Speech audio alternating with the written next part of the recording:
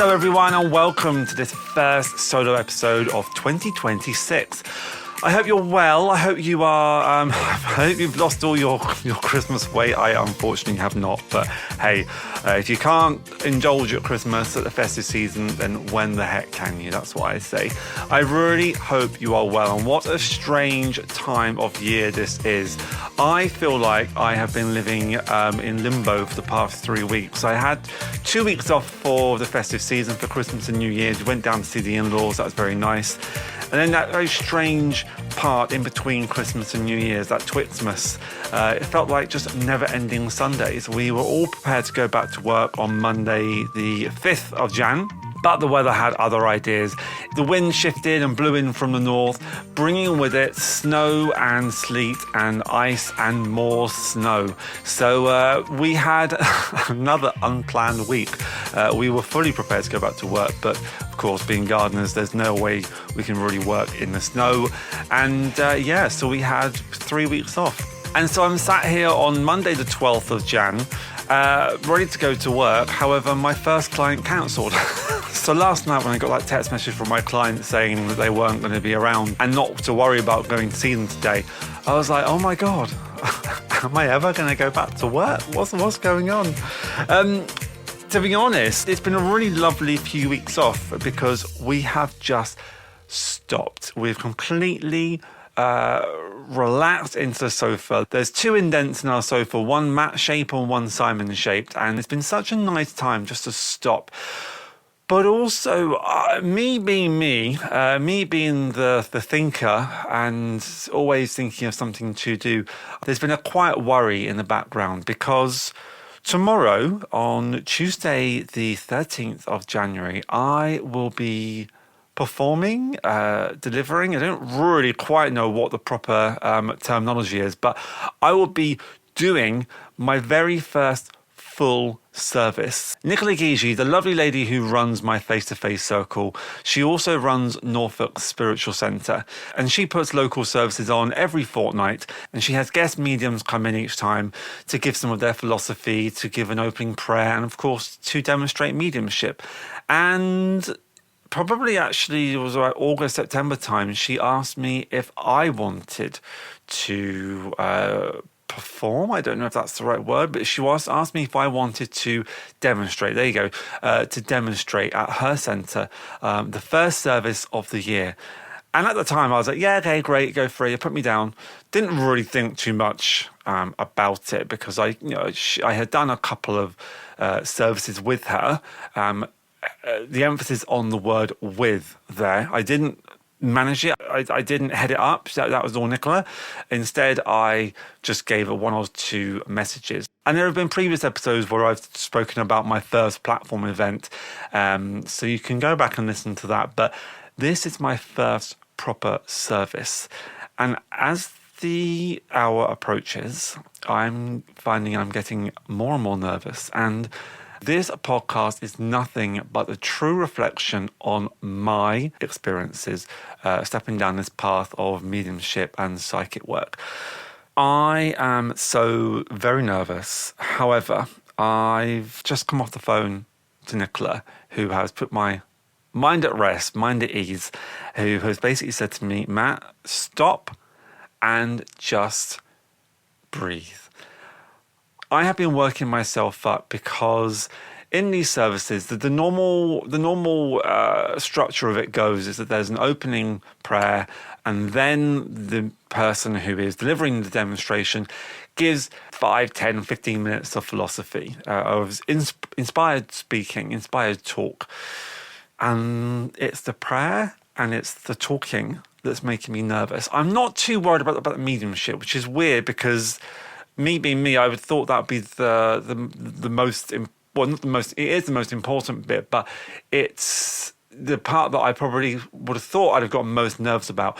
But between Christmas and now, I've been attending a couple of online circles, and it's been nice because I've suddenly realised that there are so many open circles available online. Even if you don't class yourself as having any ability, there are so many different places you can go and just be a sitter and receive messages and help developing mediums develop their craft.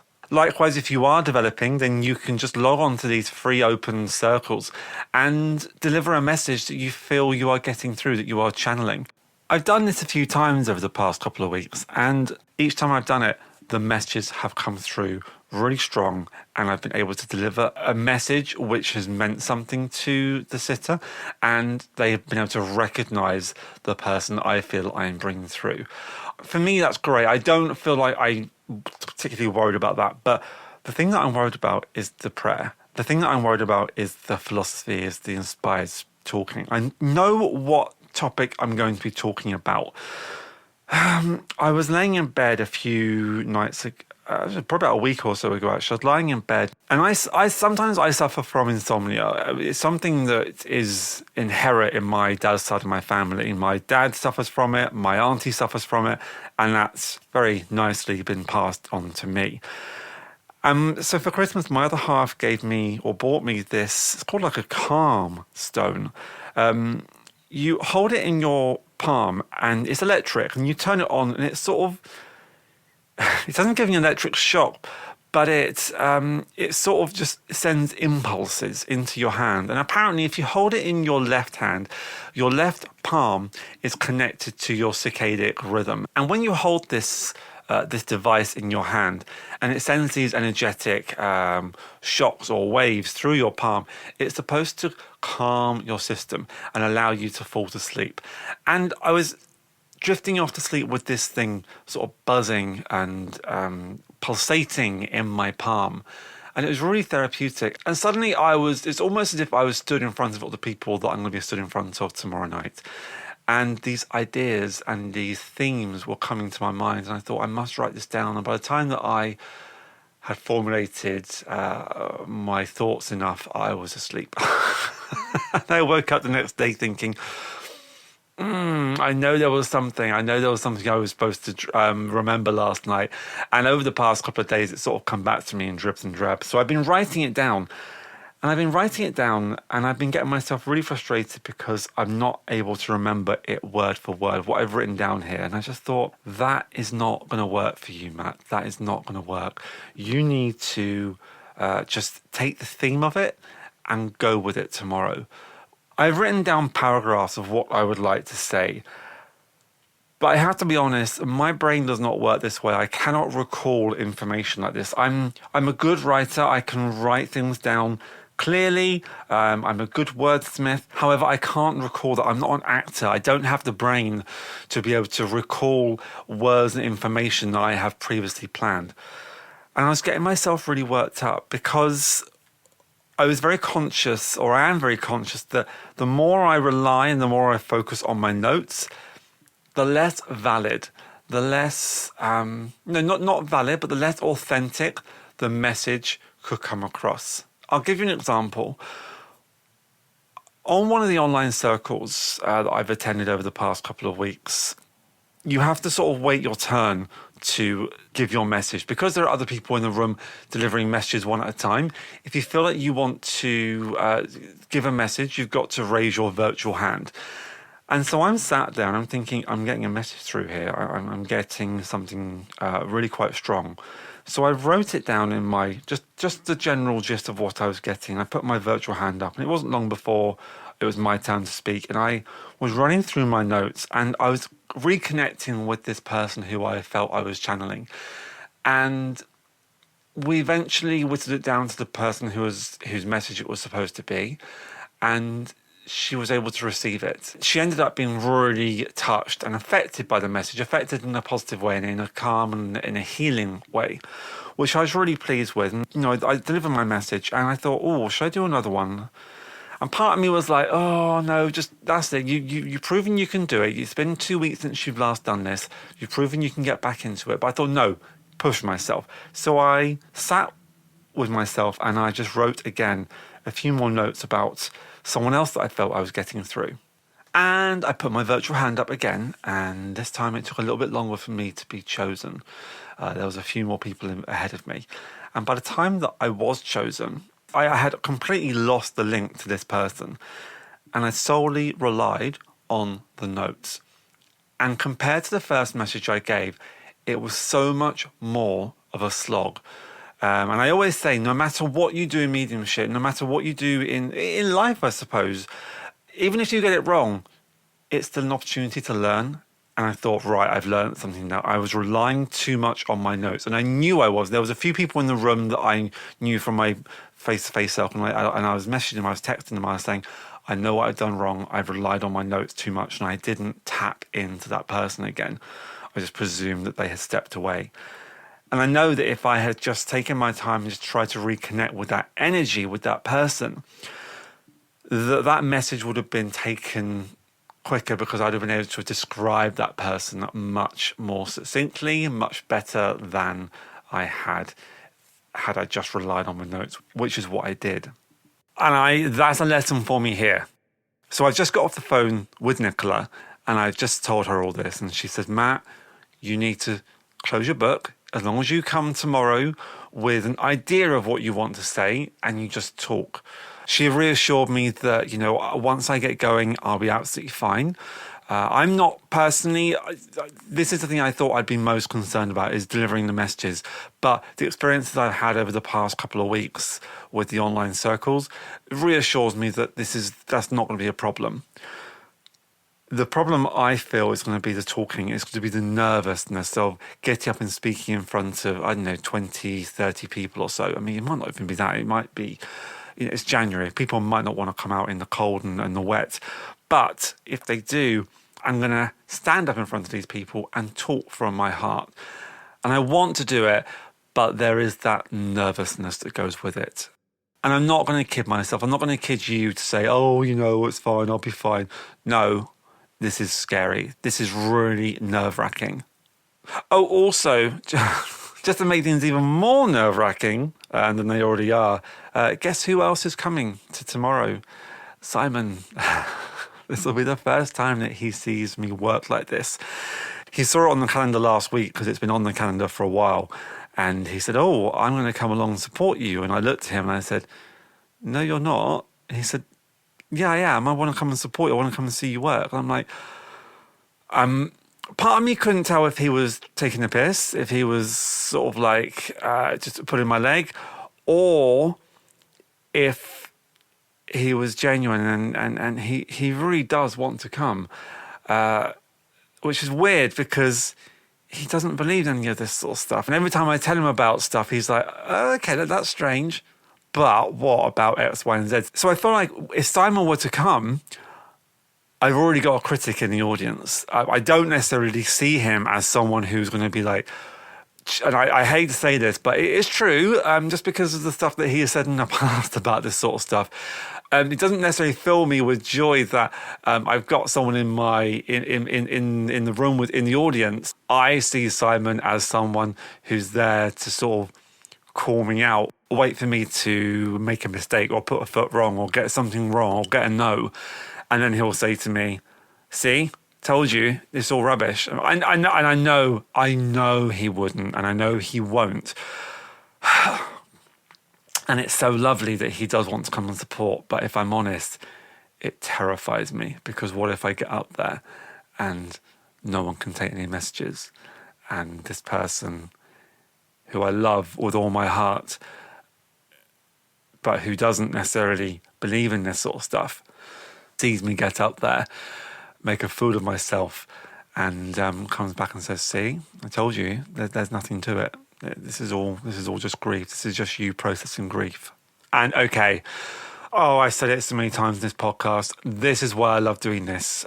Even if no one's listening to this, this is so good for my mental health. This is so cathartic just to get my thoughts out there, because this is almost like talking therapy for me. The more I talk about my worries and my concerns, I get to the nub of it. And when I spoke to Nicola this morning, that didn't even come up. But as I talk about it, and Simon's picture on my desk here is looking at me and staring from behind the glass of the photo frame, I'm thinking, oh God, I think it's him. I think it's Simon, which is why I'm so nervous.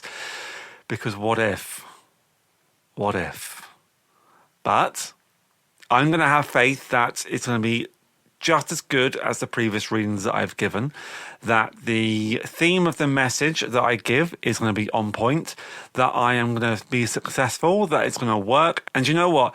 Over the past few weeks, I have seen mediums work on online circles. I've tried to see as many as I can, face-to-face and online. And I've come to a realization that it is me that is putting them on a pedestal. I am seeing them as someone above me, as someone above me in the hierarchy of mediumship, that because they are doing this, they must be at a certain level and that they are going to be amazing. And when I watch them, they still get things wrong. They do things that I wouldn't do. They say things that I wouldn't say.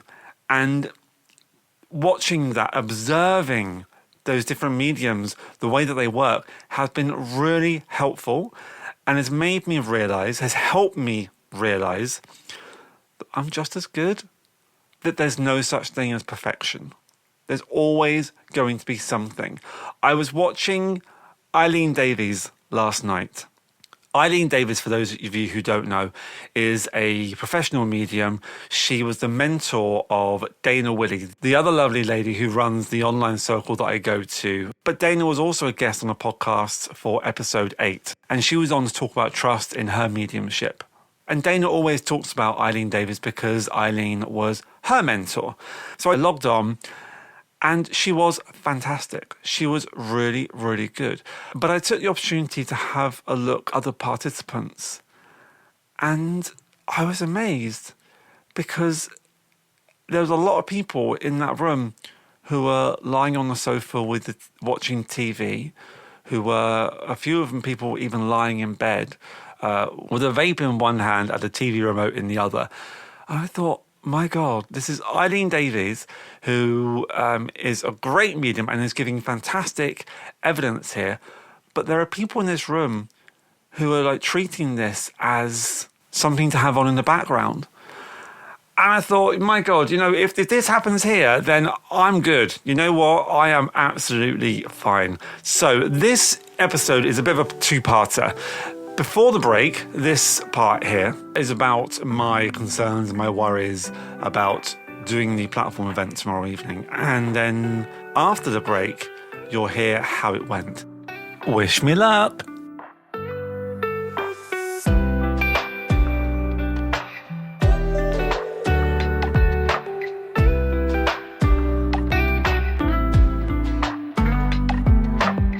But just before we get to how the service was, just a reminder, you can find me at the.psychic.explorer, Facebook, Instagram and Threads. I would love to hear from you.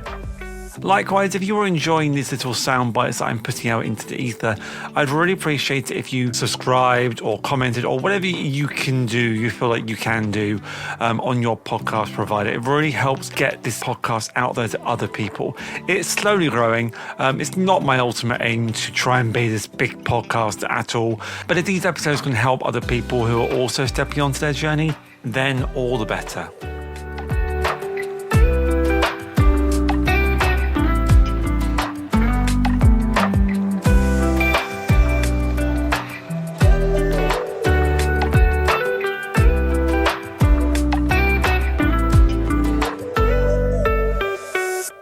Okay, it is Wednesday, the 14th of January, 2026, the day after my very first full-on platform service.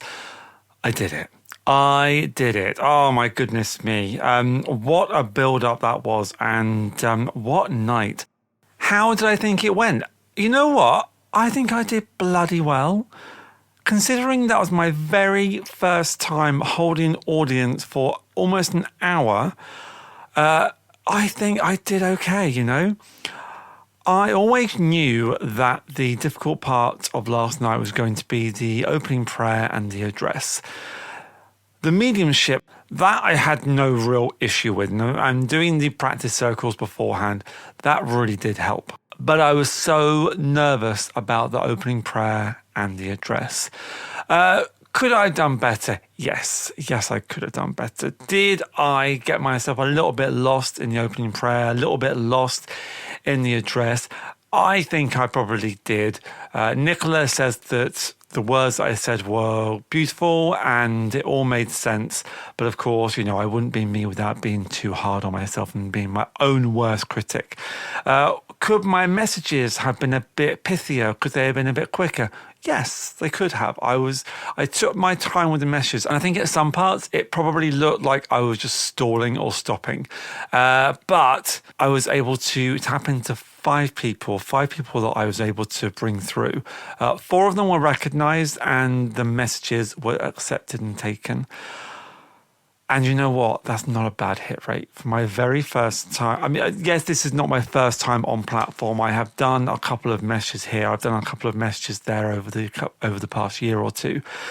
But to hold an audience, to try and bring humor and upliftment to that audience by engaging them, involving them, and yeah, I suppose calling on my inner comedian, which, trust me, I'm surprised as you are to learn that I have an inner comedian, but I seem to be able to hold an audience quite well, which I was really pleased to realize and learn about myself. So you know what? Yes, I could have done things better, but could I have done things worse? Hell yeah, I could have done things a lot worse. And actually, I'm really pleased with the messages that I gave. The messages, the evidence, it's so helped me listening to and watching different mediums over the past, year, I suppose, but especially over the past couple of months, listening to professional mediums, watching how different people work and incorporating different elements of their skill into my service, into the way that I deliver. I have to say I was quite, I was conscious. The person who probably has the most hand in my training, Nicola, she was sat behind me the whole time. She was chairing the evening and she was sat behind me.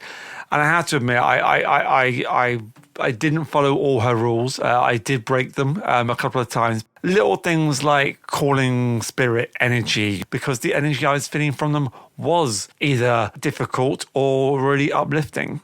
And in that moment, that was the best way to describe those energies, those people.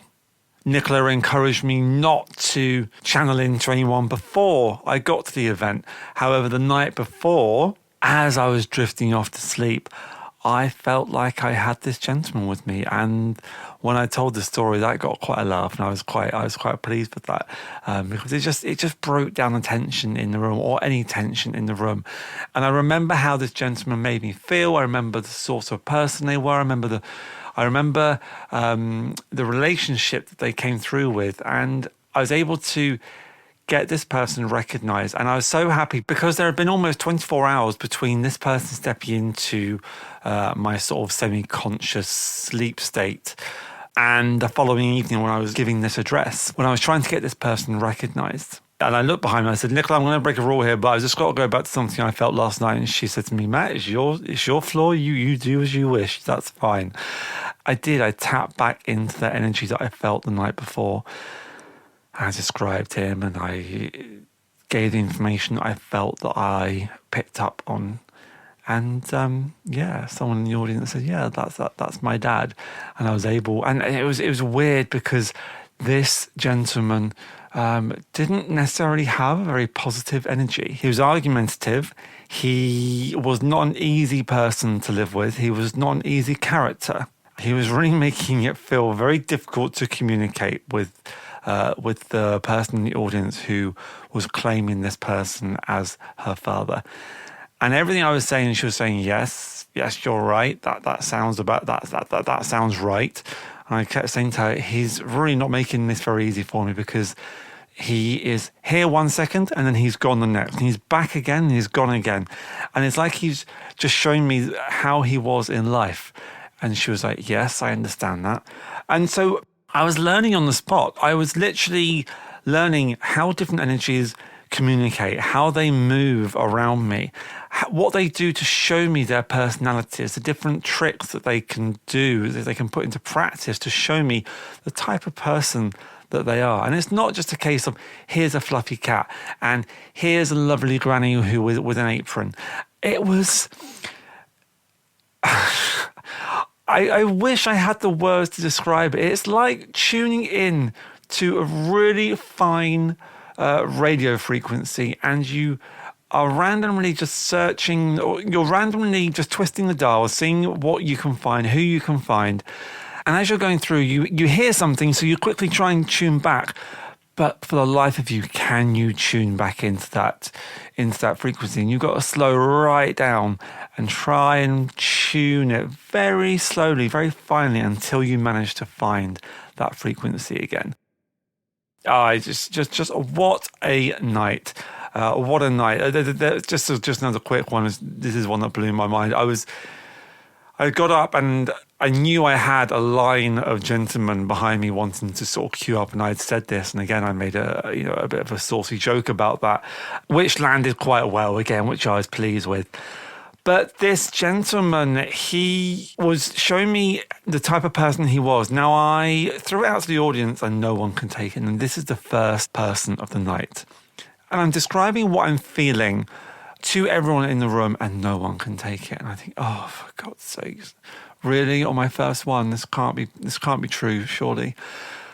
And I feel like I'm in an area of the audience. And I feel like I'm in the top right-hand corner here. And everyone's like, no.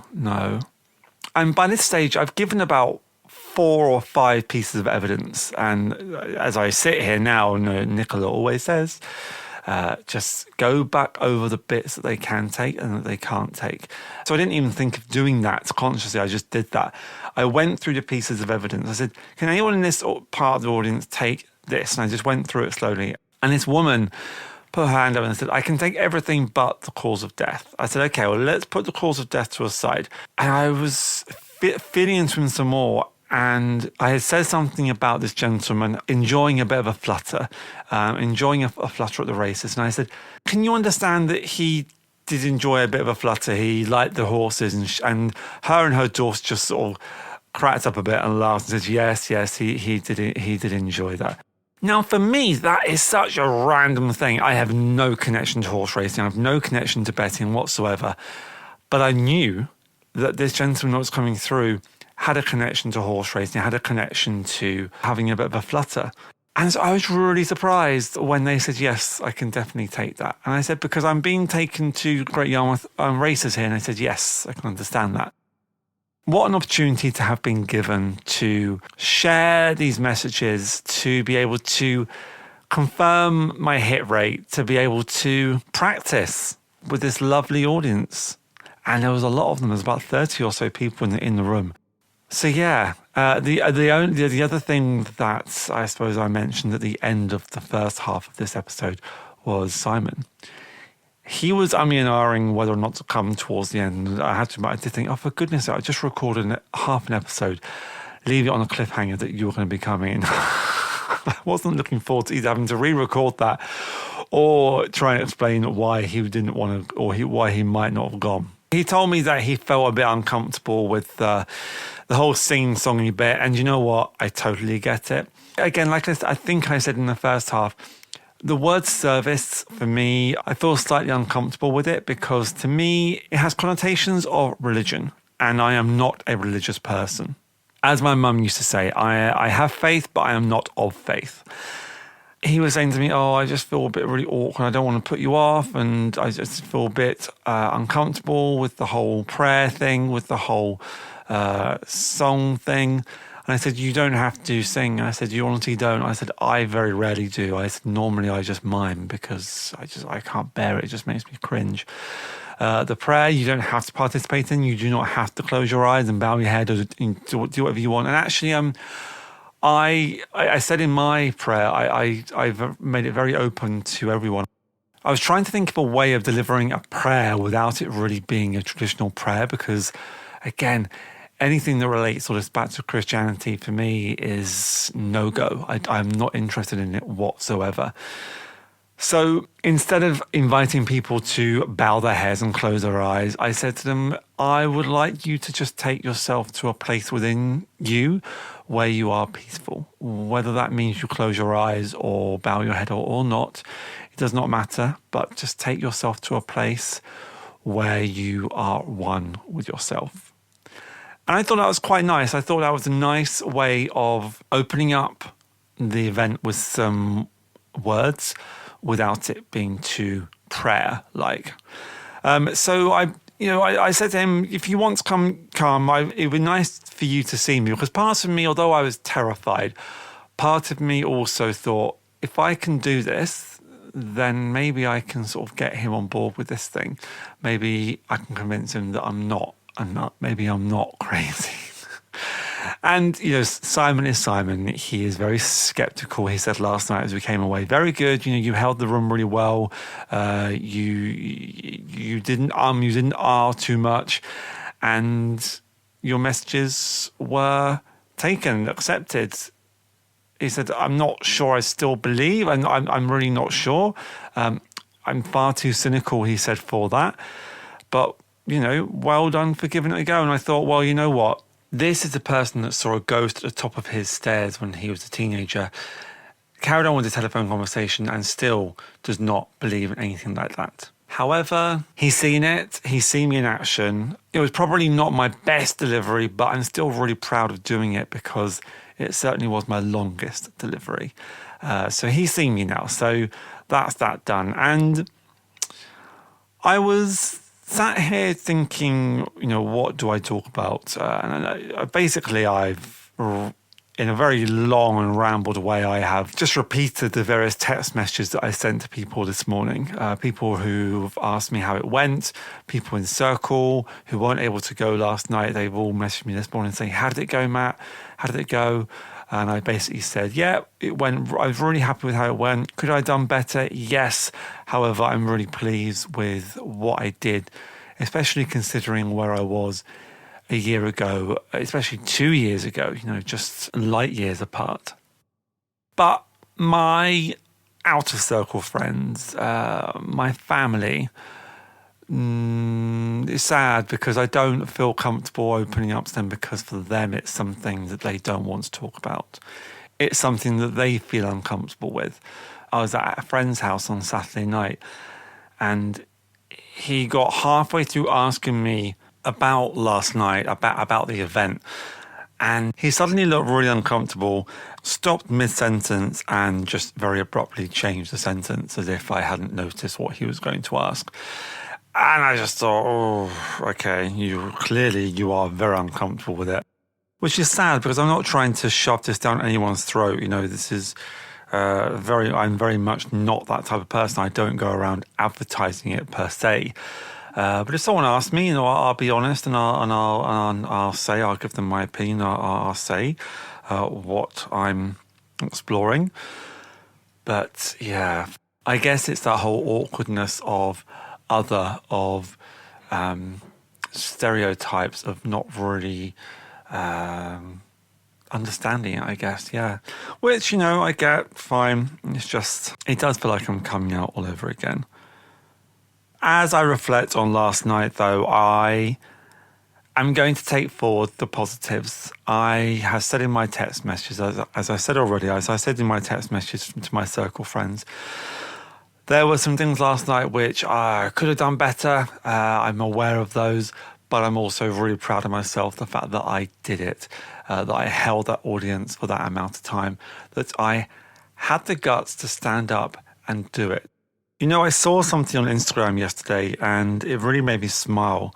It's funny, my feed on my personal Instagram is a very different feed to my Psychic Explorer feed. And I was looking at my Psychic Explorer feed and this real inspirational message came up and it said, celebrate your mistakes because most people don't even try. And as I go forward into the new year, into 2026, I am going to take forward with me the achievement of last night, the achievement of my very, very first public service and we'll see where it goes. I do actually have, I've already been booked, not from last night, but from the back of the fledgling event that I did with Nicola. It's an online service, actually, and it's coming up in March. So when it comes to the time, I will maybe publicize that some more so that if any of you lovely listeners who are not local to the Norfolk area want to see me, then you can find me. And that is where you'll be able to see me next, I suppose. I will give more details out about that closer to the time.